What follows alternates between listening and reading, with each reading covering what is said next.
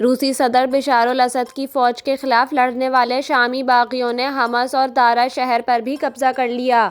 غیر ملکی میڈیا کے مطابق شام میں باغیوں کی دارالحکومت دمشق کی جانب پیش قدمی جاری ہے اور باغی بشار الاسد کی فوج کو مسلسل پیچھے ہٹنے پر مجبور کر رہے ہیں۔ رپورٹ کے مطابق باغی گروہ حیات التحریر الشام کے جنگجو وسطی شہر حمص پر بھی قابض ہو چکے ہیں اور شامی فوج شہر چھوڑ کر جا چکی ہے۔ غیر ملکی میڈیا کا بتانا ہے کہ باغی جنگجو اب 2011 کے عرب بہار تحریک کے مرکز دارا صوبے میں داخل ہو چکے ہیں۔